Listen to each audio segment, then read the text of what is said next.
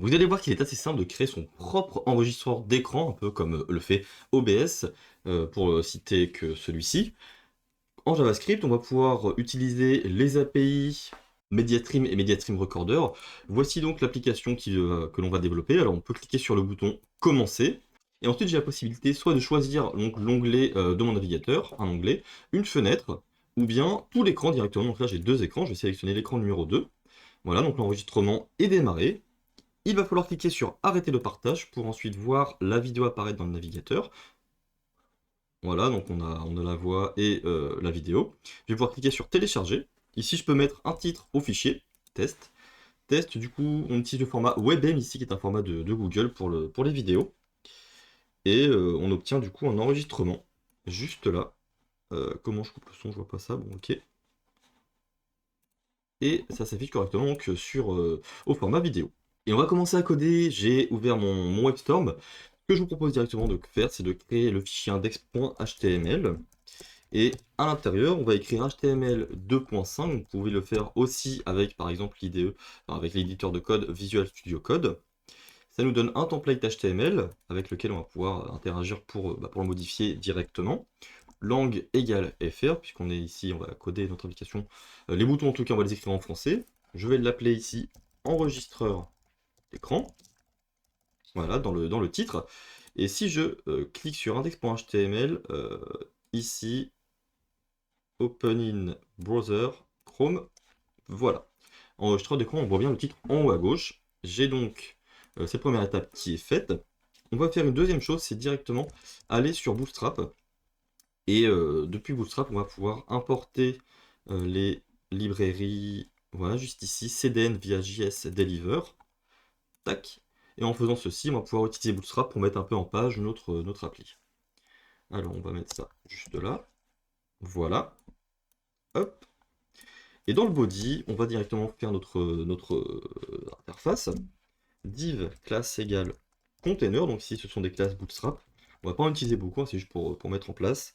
Div classe égale row, alors on va à peu près demander récupérer ce qu'il nous donne. Row suivi d'une colonne. Et à l'intérieur de cette colonne, on va créer une classe que l'on va mettre avec une classe. On va créer une div avec une classe text center pour aligner le texte, notamment le titre enregistreur d'écran. On va voir ce que ça donne ici, voilà, enregistreur d'écran. Et en dessous, j'ai cliqué sur le mauvais bouton, on va rajouter du coup une balise vidéo qui nous permettra d'intégrer le résultat de la vidéo une fois qu'elle aura été enregistrée. On va lui mettre la classe W100 pour avoir une largeur de 100%. Controls, l'attribut controls pour lui afficher les contrôles. Et l'attribut preload, on peut mettre auto ou metadata pour afficher juste la miniature de la vidéo quand elle est chargée. On va lui donner un identifiant car on aura besoin de sélectionner cet élément en JavaScript. Donc pour ça, on va lui donner un ID. On va regarder ce que ça donne, voilà, avec les contrôles. Ensuite, on va créer une deuxième div juste en dessous, qui va avoir une classe deflex, donc pour displayFlex, et une autre classe justify content between, pour avoir nos deux boutons qui sont à l'extrémité l'un de l'autre. Alors on va juste faire un bouton commencer et un bouton télécharger. Voilà, donc ça va être le BTN start, et ici ça va être BTN download. Voilà. Si on regarde, voilà ce que ça donne. Pour faire une différence entre les deux boutons, on peut lui passer la classe btn outline-primary. L'autre, on lui laisse btn primary. Et du coup, ça donne ceci au niveau de l'interface. On en a fini avec l'interface d'ailleurs. On va pouvoir, à la dernière ligne, juste avant le body, rajouter un lien vers un script JavaScript que l'on va créer. src égale js/app.js.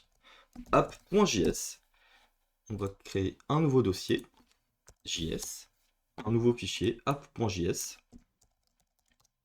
Ok. Et on va directement lui donner le type module.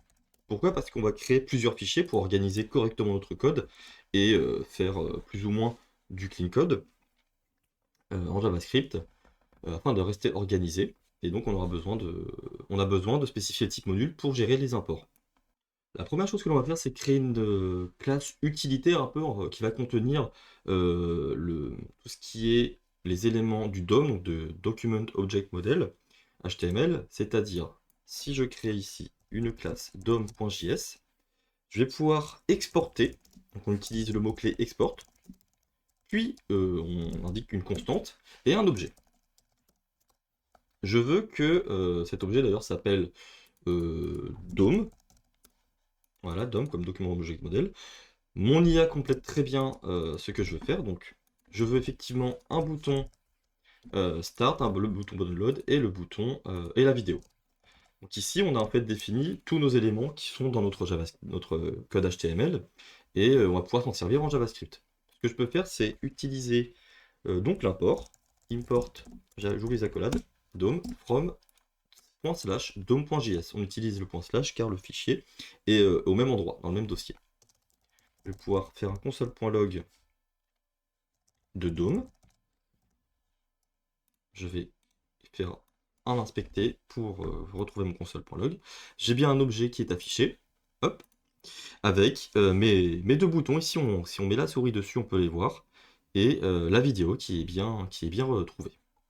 Et donc tout ça, c'est possible grâce à la fonction getElementById qui va aller chercher dans le fichier index.html les ID qui correspondent.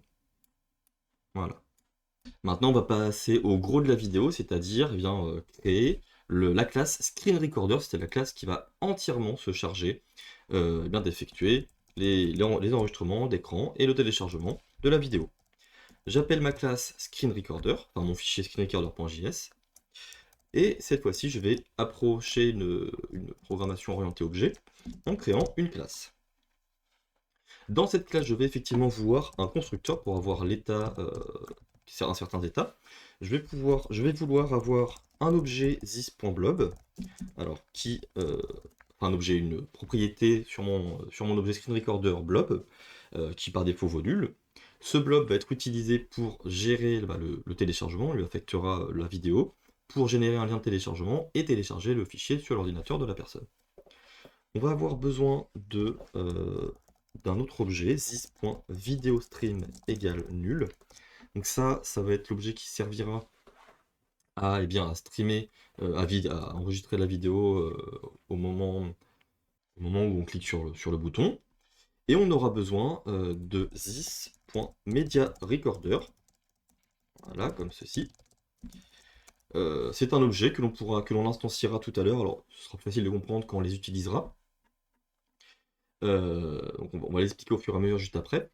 Dans cet objet, on va vouloir une fonction start, comme ceci. Et en fait, on va l'appeler dans notre fichier app.js. Si on crée le squelette de notre application, l'objectif c'est que ici dans notre fichier app.js, on aille instancier un objet screenRecorder.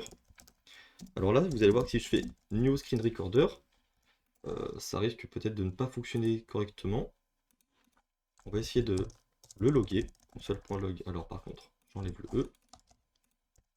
ScreenRecorder. Hop. Vous voyez, ScreenRecorder is not defined. Puisque je ne l'ai pas exporté.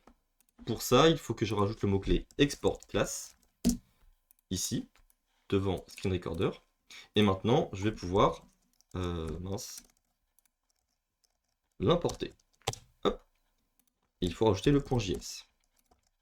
Maintenant, si je retourne ici et que j'actualise, on voit bien ScreenRecorder, Blom nul, MediaRecorder nul, VideoStream nul. J'ai fait une faute de frappe. Mais grâce à l'import, du coup, on peut se débrouiller. Voilà. Et si je reviens dans mon fichier .js, donc l'objectif, c'est de récupérer depuis la constante DOM, .btnStart. On récupère donc le bouton Start. On va ajouter effectivement un event listener sur le bouton click, c'est-à-dire qu'on va appeler la fonction Start de ma classe. Donc là, si je fais un console.log de Start, avec le code que l'on a ajouté, normalement, si je clique sur Commencer, on a bien le Start qui se déclenche. Donc, ça fonctionne comme ceci. On ajoute simplement un écouteur ici sur l'événement click. Ce que je vais rajouter, c'est ici un try catch pour pouvoir afficher à l'utilisateur un message avec la fonction alerte erreur.message. Voilà. Si jamais on a une exception qui se produit, l'utilisateur sera directement au courant. Dans ma classe Screen Recorder, on va utiliser on va utiliser l'objet navigateur pour récupérer les informations sur le navigateur, c'est-à-dire est-ce qu'il est possible, est-ce que l'enregistrement d'écran est supporté. On va donc utiliser une condition if navigator, donc qui est une classe globale, .media devices, c'est une API, .get display media, tac. Donc si jamais on n'a pas voilà, si le navigateur ne supporte pas l'enregistrement d'écran, on sera averti. Donc on va essayer tout de suite. Moi normalement il n'y a pas de problème. Donc si je clique sur commencer, on a directement eh bien, une pop-up qui s'ouvre. Donc c'est qu'il n'y a pas de problème. On va avoir un deuxième test à effectuer. Déjà ce que l'on va faire, c'est sur notre propriété si vidéo stream. Donc comme on est en JavaScript, on n'a pas le typage des variables, mais on a la possibilité de rajouter du JSDoc. Donc je vais mettre un espacement ici, rajouter les étoiles. Et on a la possibilité de rajouter @type, mediastream, ou on peut rajouter bien entendu le pipe nul, puisque par défaut il vaut nul.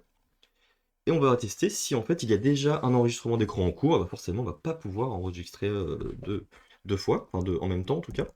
Donc ce que l'on fait, c'est que l'on rajoute une condition, this.videostream, et là on a la possibilité de rajouter un point d'exclamation, un point d'interrogation, point active. Ça permet de vérifier si l'objet est nul, il va pas aller plus loin et il va pas tester la suite. Ça ne générera pas d'exception. On peut effectivement lancer une erreur, eh bien l'enregistrement d'écran est déjà en cours, c'est parfait. Et dans le cas où eh bien, ces deux conditions n'ont pas généré d'erreur, on va pouvoir lancer l'enregistrement, alors avec un try catch. Hop, try catch. Et déjà au niveau de l'erreur, on va tout simplement lancer. On peut très bien mettre un message dans la console si on le souhaite. Impossible de commencer l'enregistrement. Ça par contre, hop, comme ceci. Impossible de commencer l'enregistrement d'écran. On peut effectivement soit alerter l'utilisateur comme ceci, mais comme on a mis un try catch en haut, juste là, dans cette classe-là, on va s'occuper tout simplement de faire un throw. De ne pas afficher le message à l'utilisateur, c'est lui qui se débrouille, enfin c'est nous qui se débrouillons à ce niveau-là, dans l'événement listener. On va donc créer une fonction dédiée pour récupérer le stream de la vidéo. Une fonction qui sera asynchrone, get media streams. Puisqu'on va voir qu'il va falloir un flux audio et un flux vidéo, que l'on va en fait additionner. Alors, pour commencer, on crée une constante vidéo stream. D'ailleurs, il faut supprimer en fait, parce qu'en fait, quand le get display media, lorsqu'on utilise donc les parenthèses, ça va exécuter la fonction. Par contre, si on enlève les parenthèses, en fait, si la fonction n'est pas disponible, on aura bien l'erreur ici qui sera lancée. Mais en fait, c'est pour ça qu'on avait tout à l'heure sur le bouton commencer la pop-up pour choisir l'écran. Là, si je remets les parenthèses, que je retourne ici, on devrait avoir... ok, j'ai pas la pop-up, c'était peut-être un bug. Ou alors c'est... Non, c'est missing, effectivement. C'est moi. Hop. Donc là, on devrait avoir la pop-up. Je retire les parenthèses. Et je n'ai pas la pop-up. Mais par contre, j'ai bien le test qui s'effectue. En fait, c'est à partir d'ici que l'on va récupérer d'ailleurs cette ligne de code. Voilà. Navigateur.mediadevices.getDisplayMedia. Je vais rajouter des options. La première option, ça va être est-ce qu'on capture l'audio? Oui ou non? On va mettre ici true. Et la deuxième option, est-ce qu'on l'a d'ailleurs? Ok, on va regarder si on a la doc. Surface switching true. Oui, normalement, ça existe. Ok, donc ça permet en fait de changer de source. Par exemple, si vous enregistrez l'onglet numéro 1, que vous voulez enregistrer l'onglet numéro 2 sans avoir à relancer le stream, ça va fonctionner en mettant true. Donc ça c'est le flux vidéo, pardon. Ensuite, déjà, il faudra effectivement le retourner, mais d'abord on va faire un stream audio, un flux audio pour enregistrer le son. Effectivement, il faut utiliser navigateur.mediadevices.getUserMedia audio, et on peut rajouter par ici des options. Alors, on a effectivement la suppression de l'écho. et la suppression du bruit. On va avoir aussi sample rate. Alors ici, on fait tout souvent 44,1 kHz lorsque l'on enregistre son audio. Et on a aussi la fonction. Alors, il me semble qu'on a ceci qui nous permet en fait de ne pas s'entendre en boucle, de ne pas s'entendre lorsqu'on enregistre la vidéo. Suppress local audio playback. Pour avoir la piste audio, il faut récupérer audio track depuis le stream.getTracks de 0. On va récupérer la piste numéro 1. Et on ajoute la piste à notre flux vidéo. Voilà donc comment on récupère notre flux vidéo. On va pouvoir déjà lancer notre fonction start en mode asynchrone. Donc on rajoute le mot-clé à 5 et on utilise await this.get mediastream. Alors par contre, il faut spécifier que ça va être dans la variable this.videostream. Voilà. On va maintenant créer une deuxième fonction qui va s'appeler record stream. Cette fonction va être dédiée à l'enregistrement de l'écran grâce au flux vidéo que l'on a créé. Alors on crée la fonction record stream. Ici, il nous faut créer un media recorder. Effectivement, ça se fait comme ceci. This.mediaRecorder, donc on attribue ceci à notre variable. Alors on peut rajouter pareil un type pour correctement gérer notre media recorder. Voilà, on peut rajouter un paramètre mime type. Alors, effectivement, on va choisir vidéo/webm. Et comme ça va être quelque chose que l'on va réutiliser, on va créer un fichier constant.js. Un peu notre fichier de config, on va dire export constance. Hop. Et ici, on va récupérer le mime type vidéo webm. Tac. Voilà. Je vais pouvoir maintenant l'utiliser comme ceci. .memetype. On rajoute le .js à notre import. Et comme ceci, on a ça qui est configuré. Alors l'enregistrement d'un écran, ça se fait par bout, on va dire, en fait par part. Donc il faut créer une variable que l'on va appeler recorded chunks. Voilà, ce qui va être un tableau de chunks. Et ensuite, hop, this.media, on va utiliser notre objet media recorder et on va ajouter un écouteur d'événements dessus sur data available. Donc en fait, ça, à chaque fois que l'enregistrement d'écran se poursuit, dès que une seconde s'écoule, une milliseconde même, des données sont donc disponibles et ces données, on les enregistre dans notre tableau de chunk. L'événement, on le récupère comme ceci et on a juste à faire recorded chunks.push e.data comme ceci. Ok. Hop. Ce que l'on peut utiliser, c'est directement ensuite lancer le media recorder, start. Et on a la possibilité d'ajouter, vous voyez, si on met notre souris sur la fonction start, un paramètre qui s'appelle time slice, donc les parts de temps, si on traduit. Ça va nous permettre de définir en fait la taille d'un chunk. En fait, la data sera disponible au bout de cette période. Alors, si on ne met pas ce paramètre, qu'on fait une vidéo d'1 heure, en fait, on n'aura qu'un seul chunk d'1 heure. Ça va prendre, la vidéo prendra un seul chunk, peu importe le temps. Mais ça va prendre beaucoup de mémoire. Donc là, ce que l'on va faire, c'est créer une constante que l'on va appeler, comme indiqué ici, time slice. Voilà. Et on va dire qu'on enregistre des parts d'une seconde. Constante. Time slice. Et donc voilà, toutes les secondes, on aura notre tableau qui sera incrémenté de la donnée. Que l'on a de la donnée des vidéos. On a donc notre stream qui va démarrer ici. Maintenant, il faut quand même gérer le cas où, lorsque l'on éteint le stream, eh bien, on va afficher la vidéo dans l'élément vidéo en HTML. Donc déjà, ce que l'on fait, lorsque l'on démarre le stream, on peut mettre ça juste en dessous. On peut utiliser donc notre objet vidéo stream.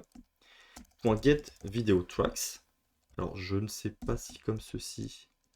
ouais, on va prendre... Non, pardon, on va récupérer donc comme ceci avec le tableau. On récupère la première piste vidéo, on n'en a qu'une de toute façon. Et effectivement, on rajoute un élément, un événement sur endDate. Et ce que l'on va faire, c'est qu'à l'intérieur de cette fonction, on va utiliser this.mediarecorder.stop. et this.videostream.getAudioTracks de 0.stop. Voilà, pour fermer absolument tous les flux qui sont en cours. Il faut rajouter un autre événement. Donc du coup, comme on ferme ici, on stoppe le media recorder, on a aussi un événement à ajouter. This.mediaRecorder.addEventListener. Et sur l'événement stop, on va faire l'ajout du coup de la vidéo dans notre balise vidéo. Donc this.blob égale new blob de recorded chunks. Et il faut spécifier quel est le type de cette vidéo. Type de points. Et en fait, pour être sûr qu'on ait le bon type, on utilise par exemple le premier chunk suivi de la propriété type. Ensuite, on peut faire juste ici dom.video, on récupère notre balise vidéo, .src égale url.createObjectURL, et à partir d'un blob, on peut créer eh bien ce qui nous intéresse. Voilà. Alors, on n'a pas l'import ici. dom.js. Et on va voir ce que ça donne si j'essaye un enregistrement. Alors, qu'est-ce qu'on a? On a quelque chose, effectivement. Surface switching, c'est pas bon. On va le retirer. Peut-être que je l'ai mal écrit. Hop, on retire. Ok, impossible de commencer l'enregistrement d'écran. Add track is not a function. Add. Ok. Si je clique sur commencer, écran 2. Écran 1. Arrêter. Ok, on a effectivement un problème. Bon, et ce problème, c'est un peu normal puisqu'on n'utilise pas ici les fonctions asynchrones de manière correcte. Donc forcément, ça s'enchaînait sans attendre que l'autre finisse de travailler. Donc on n'avait pas les bons résultats. Alors si je retourne ici, je clique sur commencer, on appuie en console, c'est déjà une bonne chose. Quand j'enregistre par exemple cette fenêtre, ok, j'arrête le partage. On n'a pas grand chose qui s'est passé a priori. On va aller mettre des consoles.log. Mince, c'est pas le bon. Alors, est-ce qu'ici, on va pouvoir mettre console.log data available. Alors, e.data, on s'en fiche. Et console.log ended. Console.log stop aussi. Ok. On retourne dessus. Hop. Commencer. Par exemple. Arrêter le partage. On n'a pas grand chose, genre je vais vérifier ça. On a peut-être aussi oublié de retourner dans le fichier app.js et de lancer et d'exécuter ici la fonction de manière asynchrone, comme ceci. On va voir cette fois si on a encore quelque chose qui se passe. Tout l'écran, écran 2, partager. Ok, arrêter le partage. On n'a toujours pas grand chose. En fait, ça me paraît normal, puisque si on regarde bien, j'ai oublié d'appuyer la fonction, moi de mon côté, dans la fonction start. Il faut qu'on appelle forcément record stream, donc c'est pour ça qu'on n'avait pas les logs. Donc await this.recordStream. Donc si on retourne tester, commencer, tout l'écran, écran 2. Voilà, on enregistre pendant une petite seconde. Ok. Ok, on a l'écran. On a la vidéo, j'ai entendu ma voix. Ok. Donc voilà, on a maintenant la vidéo qui s'affiche correctement, on peut la rejouer plusieurs fois sur cette page. Et maintenant, ce que l'on va faire, c'est rajouter la possibilité de télécharger la vidéo. Alors pour ça, on va faire une fonction qui s'appelle prepare download. Cette fonction va être appelée par notre bouton de téléchargement. Donc on va retourner sur le fichier app.js dom.btndownload.addEventListener click. Ça va être une fonction qui n'est pas asynchrone, comme ceci. Et on va tout simplement appeler screenrecorder.prepareDownload. Ou juste même .download, enfin, le nom de la fonction après ça c'est un détail. Mais ce que ça va faire, c'est que ça va déjà premièrement demander à l'utilisateur le nom de la vidéo. donc avec la fonction prompt. Prompt, quel est le nom de votre vidéo? Et si jamais l'utilisateur ne saisit rien, on va tout simplement appeler vidéo, par exemple. Ok. Ensuite, on récupère dom.btn download .href, donc l'attribut href qui va nous servir à faire un lien vers l'objet, notre blob, donc .create object url this.blob, dom.downloadLink, alors pardon, .btn download, l'attribut download, qui sert en fait à nommer le fichier. Donc ici, on va utiliser ces littéraux de gabarit. Filename. Et là, on récupère constante. File extension, d'ailleurs qu'on n'a pas rajouté. File extension. WebM. Alors, est-ce qu'on met le point? On peut le mettre ici. .file extension, comme ceci. Et enfin, dom.btn download .type égale constante.memtype. Et à partir de là, on devrait avoir le téléchargement qui se passe bien. On va aller voir ça tout de suite. On va relancer l'enregistrement de l'écran numéro 2. Voilà, hop. J'arrête le partage. Je lance la vidéo pour voir ce qui s'est passé. Voilà, nickel. Et si je clique sur télécharger, j'ai bien ici quel est le nom de votre vidéo. Vidéo test. Je clique sur OK. Et on a dû avoir une erreur en console. Ou alors il s'est rien passé. Et j'ai compris pourquoi, c'est normal, puisque si je vais dans mon fichier index.html, j'ai créé un bouton pour le bouton télécharger, alors qu'il faut créer une encre, donc avec l'attribut A. On va rajouter l'attribut href avec un dièse pour dire qu'on ne fait rien, lorsque on clique dessus, à part forcément comme ici dans la fonction prépare download, on va remplacer le href par le blob. On va donc normalement faire télécharger à l'utilisateur ce qu'il faut. Donc là, si je clique sur commencer, tout l'écran, écran 2, hop, j'arrête le partage, je clique sur télécharger, vidéo, test, ok, j'ai ma vidéo test.webm qui est téléchargée, et si je l'ouvre, elle est bien enregistrée, ça fonctionne.